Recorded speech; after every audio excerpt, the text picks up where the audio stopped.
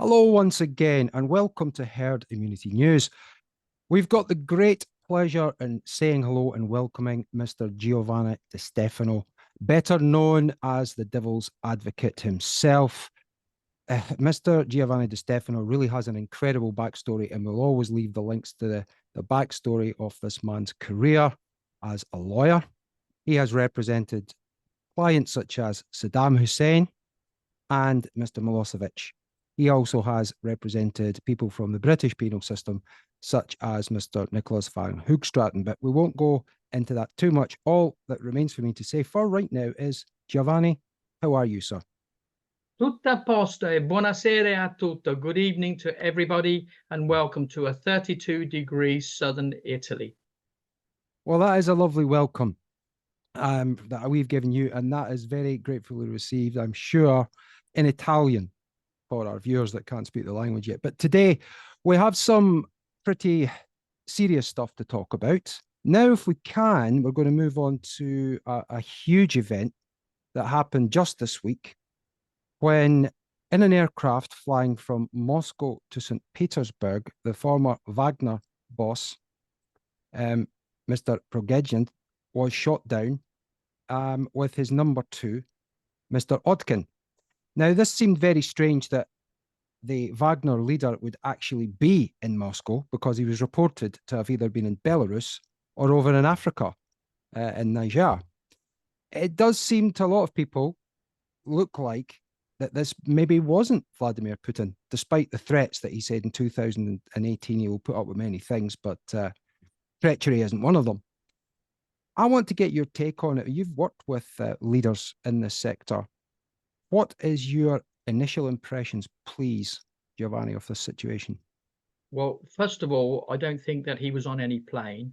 Secondly, it's a way out of getting into a normal life and going back without any problems if you're supposedly dead. And thirdly, Putin would not do something like that. And I don't think the Ukraine government either would do anything like that. Although it's interesting to note that they were the first people to say it wasn't me.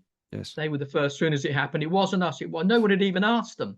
Yeah. But it said it wasn't us. So there is a history. I mean, I published yesterday that in 1983, I was in Karachi. There, ironically, buying 10,000 footballs at that time. Right. There. Now, why I was there and why I was buying 10,000 footballs, you have to read my book or watch the series that Jim Sheridan is doing on me, and you'll find out.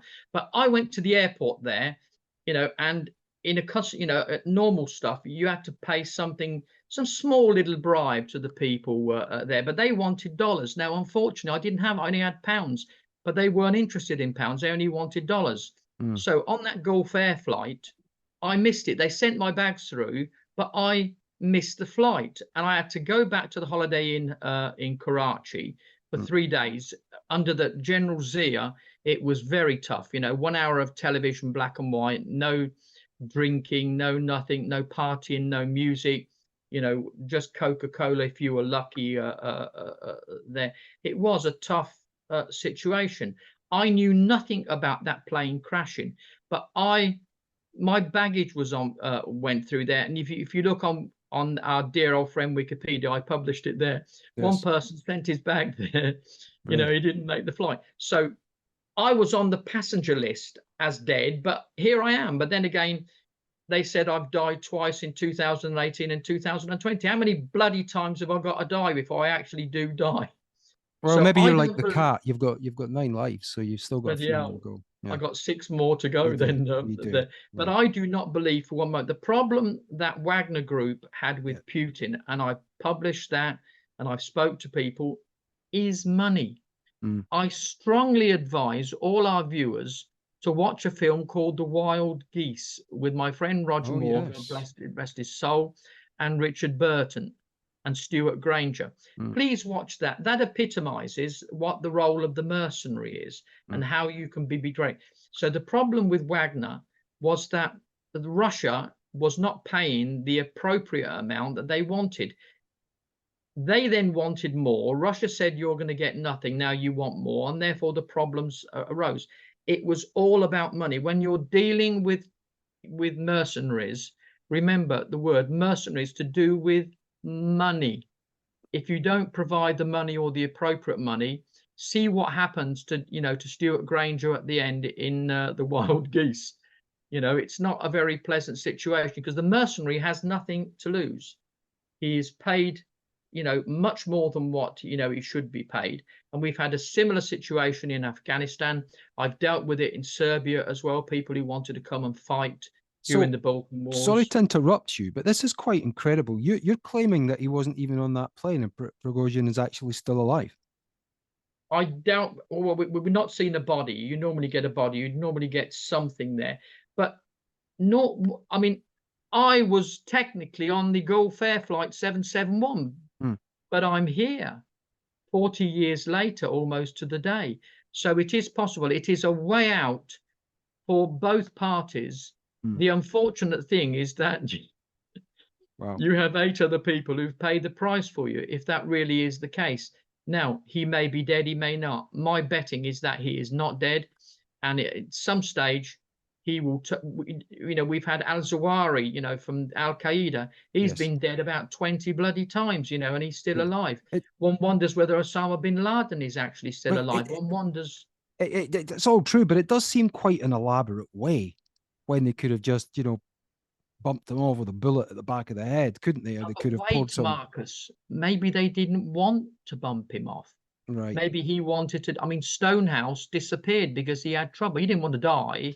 He just wanted to. He wanted people to pretend to think he was dead, so he could start a new life. So what stops this man starting a new life?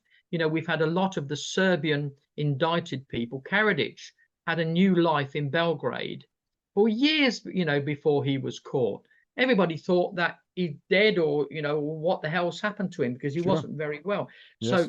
So as soon as I saw this, I said, really? And Putin will not kill someone. It was to do with money there. Yes, there was some talking and shouting and screaming and this and that. But if I owe you money and there's going to be shouting and screaming.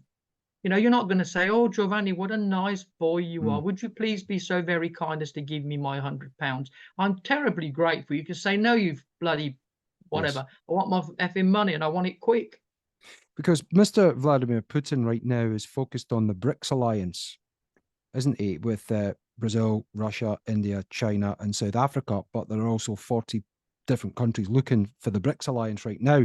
And many in the press are saying that this actually could put a bit of the spanner in the works at the moment between Putin's alliances with the BRICS. What are your thoughts on that? Not at all, no. This was an idea that I formulated when Serbia was under sanctions. We had an alliance of countries that were under sanctions. I promoted that with Foreign Minister Jovanovic and with President Milosevic. I said, why don't we have all the countries that are under, for example, the Myanmar Republic, Iraq, and other countries that were under sanctions. You didn't need a visa to go to Iraq with a Serbian passport. You didn't need a visa to go to So, I met with General Than Shor of the Myanmar Republic, met obviously with Saddam Hussein in, there. And we formed an alliance of all the states that were under sanctions. And so because if I'm trading with a country that's under sanctions, there's nothing you really can do about it. Yeah, it's true. Do you think this makes any difference to anything other than that just gets someone off the hook from the world press and the glare of Mr. Putin? What it does show is, and let me say one thing about that, this is not a war. And I'm glad that the Italian government have today, not so long ago, confirmed that they've instructed the media not to call it a guerra, but a conflict, because that only escalates that. It is not a war. There's no war has been declared by any party. It is an unfortunate situation where there are people dying all the time, and people like Cleverly, who say until the calling it a war and everything. I have to put him right on that there. There's no Notte Verbali. He's the foreign minister for the United Kingdom, and he should know his job. And if he doesn't, he can call me and I will help him, as I've told him. How much have Italy given so far to the conflict? Well, we've tried to take a supportive role with Ukraine, not with Ukraine, but with the people of Ukraine and Yes. their suffering. We've tried to do the best we can there. At the same time, there is a conflict. Russia would not just do something for the hell of it. They could have done Mm. that long ago if it wanted to take. There's nothing to take over. Ukraine actually is a country that, by law, that doesn't actually even exist properly there. But they've always been okay with with Russia there, and they will be okay again. Exactly the same as Croatia, Serbia, Bosnia. It's taken 20 years. They're all friends again now. They wonder what the Yes. hell 270,000 people dying was all about. I couldn't figure it out. I couldn't, because I'd met with Tudjman, with Izetbegovic and Milosevic in Banja Luka. We all met, Mm. and they were supposed to be bitter enemies. They were all bloody drinking that Slivitz or whatever the hell it's called there. They were all Mm. happily chatting away. And Well, that's it. I mean, look at the money that's been spent on it so far. Many people think this is just a massive money laundering scam.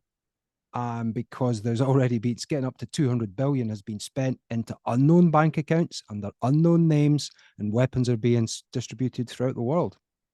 well, that is my main worry there, which is why, if it's a war, trust me, you and I need a place to hide, and we need to hide quickly, because Russia, Mm. has, as I said before, has 3 times the nuclear capability of the rest of the world put together. I'm not saying Indeed. they will use it. No. Medved had already said that it's unlikely. Obviously for protective measures, they may have to go down that road if there was an attack on them, but that is never ever going to happen. And behind the scenes, the non-aggression pact is being beefed up a little bit there. Yes. NATO, are now beginning to say that's not such a bad idea. We do this because if they do that, it doesn't matter who the hell joins NATO. But Mm. let me tell you, if Trump wins the elections, which is why they're desperate for him not to be candidated, Yes. he'll pull out of NATO, and Yeah. that'll be the end of the story. Problem resolved. Yeah. End of. Because Europe can't sustain NATO. They don't need it. They've got their own European army, so they don't need two working, side by side. It will be just become defunct. Very well put, and excellently frameworked out for a lot of people that are looking to do more research on this, Giovanni. But in the last couple of minutes, you mentioned President Trump over in the United States. I think he's got something like 78 indictments against him. I mean, it really is, it's the stuff beyond a Scorsese Hollywood script now about Goodfellas or Mario Ponzo's The Godfather. It's getting absolutely ridiculous to see what many think, and I certainly think it's a weaponization of the courts to try and derail the number one candidate for the presidency. What are your thoughts in the last 2 or 3 minutes, please?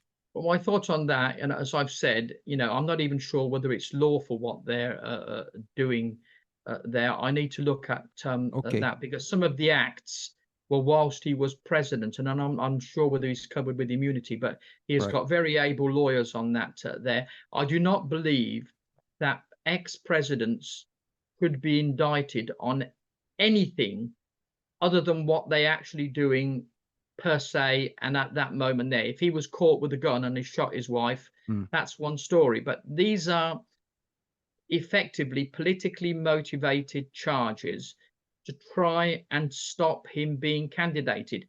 But nothing stops him being president, even if he's in Sing Sing prison, if it's still Yes. on Rikers Island. Yes. Nothing stops him being president at all. Nada. No. Well, listen, before you go, there is some very important news I think we should share with your and my beloved followers and subscribers. You mentioned the project that's coming up with Jim Sheridan, and there's going to be material available for people to buy, purchase, look at. Could you tell us more about that, please, Giovanni? Yes, well, obviously, the man with the golden glasses.com is the website. That is the website of the Hollywood movie. There is also a docu-fiction, and there's also a major TV series producer that wants to do a number of seasons on my life and my clients there.